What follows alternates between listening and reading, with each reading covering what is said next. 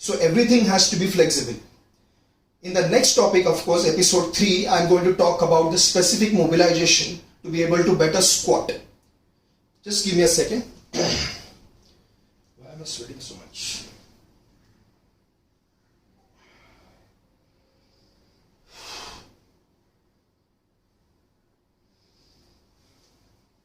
Excuse me. So, you should be able to sit as deep as possible, but first we need to work on the mobility aspect. So, before you learn how to start improving mobility of the fascia, till it improves, I want you to squat till the available range. What I mean by that, for those whose spinal curvatures are maintained up to this depth, and beyond this depth, if the pelvic starts moving forward, stop that depth. So squat till the available range till the problem gets resolved, which means till you work around that specific area with foam rolling, with specific stretches and mobility work. But till that happens, do what you can do. Don't stop. So I do not recommend specific one muscle stretches. So they are called isolated stretches. You are working at one muscle at a time. But as you see, when you move around, multiple joints work at a time. So it's not just about releasing one area or releasing one area of the body. It's about releasing the entire fascia.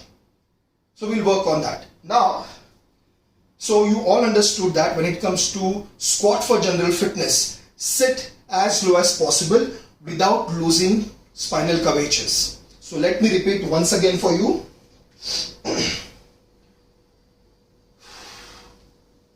This is how you squat as deep as possible while maintaining spinal curvatures. So work on the mobility and get that adequate depth. And why is that necessary? If, as I said, if the event is of 100 meters, whether I take 12 seconds or less than 10 seconds, I have to finish 100 meters. So that's the bare minimum requirement of the event. So similarly, when I say I want to squat so deep that I should be able to sit all the way down without losing spinal curvatures. So a 5-foot sprinter shouldn't say that. It would be unfair for me to run with a 6-footer. Because 6-foot person, it is quite obvious that because of the longer limb length, they will have longer rotation.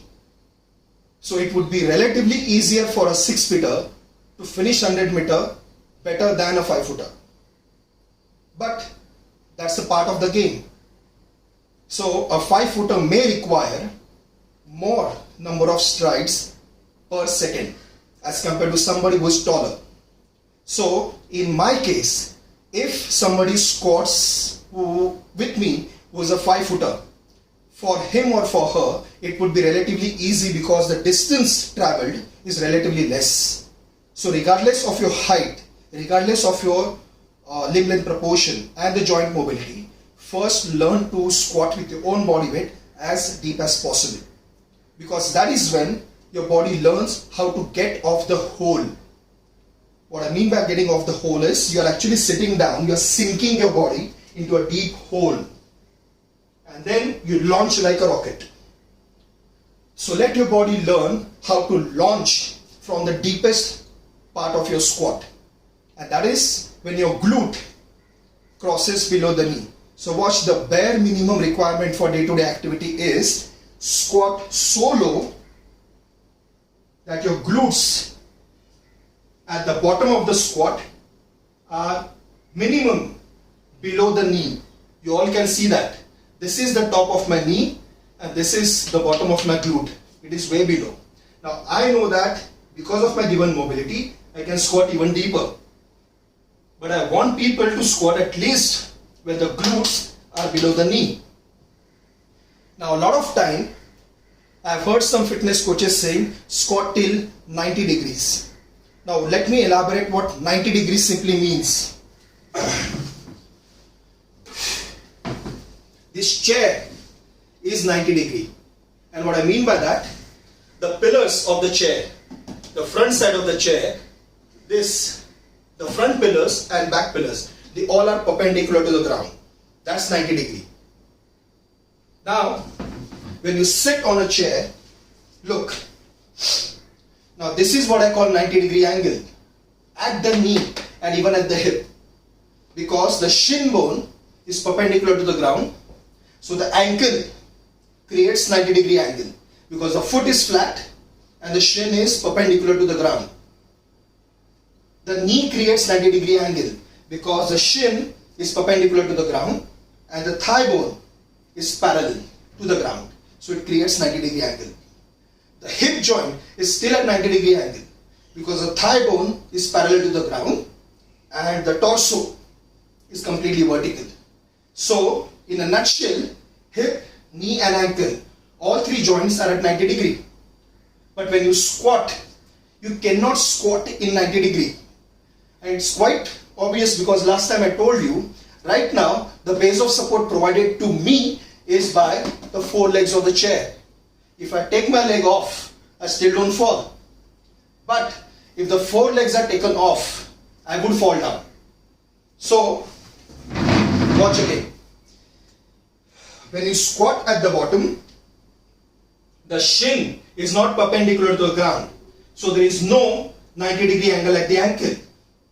Since the shin is not perpendicular to the ground, the knee is not also at 90 degree, and so as the hip. If I decide to create 90-degree angle right now, see what would happen. If I try to get that 90-degree angle, I would fall back. So squat is never 90 degrees. So if you really try to measure the angle around joint, you would go confused. Excuse me for a while.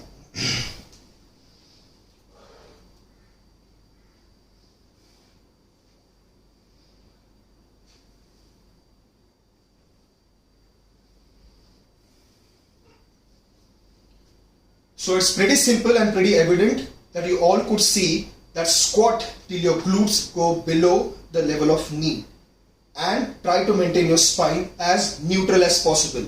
And I clearly remember when I said neutral, neutral does not mean upright. So the torso could be at an angle. The angle could be the alignment of the torso and the alignment of the shin could be parallel to each other. That's how you squat. But you are not supposed to slouch either from the upper back or the tilt of the pelvic. So if the spine, the curvature of the spine is maintained, it is neutral irrespective of whether it's upright or slightly leaning forward. Now this was for the sake of general fitness for all of us, be it 7-year-old or 70 years old, be it thin or fat, 6-footer or 4-feeter. Doesn't matter. Learn how to sit down on your haunches without losing balance and while maintaining spinal curvature. So that's the simplest definition of squat. Now, squat for specific sports. Now let's talk about an event called powerlifting. Now like I mentioned about specific event called sprinting, if the event is of 200 meters, the sprinter should practice up to finishing 200 meters.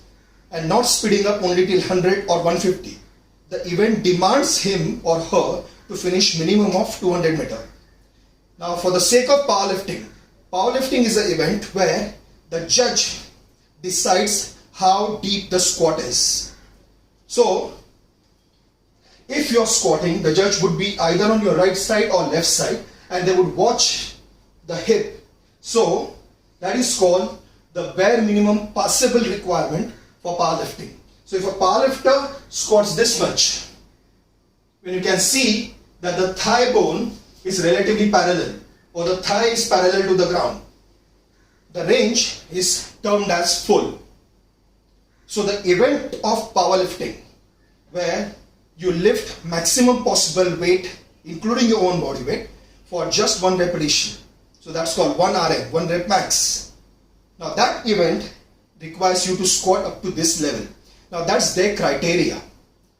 So you would never see a powerlifter squatting something called as to grass. You would never see, you rarely see, not never I would say, you would rarely see powerlifters squatting deeper. So powerlifter may squat up to this level, watch, and not deeper, watch. So this would be the possible range for powerlifting. Now since it's the demand of powerlifting, all powerlifting competitors, they practice to their sports, to their relevant range of motion. Now it is ideal for them to practice to their relevant range of motion because the central nervous system commands the glute, hamstrings and quads to fire so that you can stand up. Now let's imagine a scenario if I'm a powerlifter where I keep on practicing going deeper. So my central nervous system, my brain knows when to fire. So the firing command will always come when I reach the bottom and not when I am at passable range. What I mean by that, if I go to the passable range, my brain hasn't learned to fire and to told me to come upwards. So what would happen? I would definitely not be coordinated. So my squat will be a failure. So everything is relative. So range of motion of a squat would be relatively different for the event of powerlifting and would be different for the event of day-to-day life. So for day-to-day life, squat as deep as possible, but for the sport of powerlifting, it could be subjective. It is to the given particular range of motion. Now you may choose to squat deeper, but you are going a couple of inches lower. You are traveling more distance with weight. So it's like the event is of 100 meter, but you are practicing 120, 130 meters. Now I would say that it is not required. It is not even, I would say, harmful, but it is still harmless. So it's up to you whether to cross that barrier or not. But if the powerlifter squats up to the demand of powerlifting, he or she is still squatting with full given range of motion for the given sport. But when it comes to another competitive event called weightlifting, now in weightlifting, the events are clean and jerk and snatch. Now in these cases, the clean and jerk, again, it starts from the bottom. You first finish the first pull, then you thrust, and as soon as you get the thrust, the bar gains upward movement. So the bar needs to be caught. So how do they catch? They catch by sitting down. Now when they catch by sitting down, it depends on, in the second pull, in the second phase, how much thrust they have gotten. So if the thrust permits the bar to go from mid-thigh to probably this height, so they have to squat continuously deeper to get underneath the bar. So whether it is clean and jerk or whether it is snatch, they have to squat as deep as possible. Now since the event demands them to squat as deep as possible, no wonder you would always see Olympic weightlifters squatting as to grass.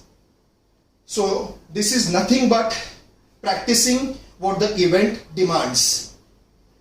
So if the event of day-to-day life demands me to sit down and get up, and I want to do that till my last breath, I should do so.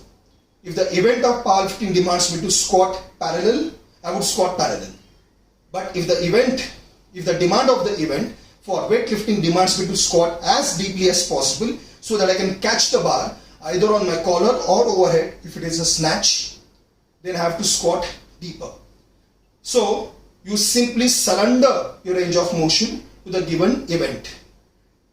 Now that's clear.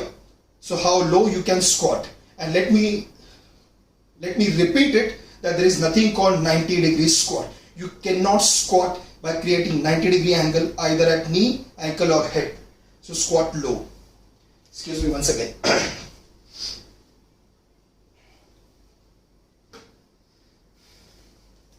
So that's one thing. Now, after I finish my descending phase, how I sit down, it's also about how you get up. So I vaguely remember that I explained about something called improper launching. See, now you finish your descending phase. In terms of exercise science, we call it eccentric phase. Now from here, you ascend. Your positive against gravity phase called concentric phase starts. Now, again, the way you sat down simultaneously, you should get up simultaneously. But quite often than not, this is how happens.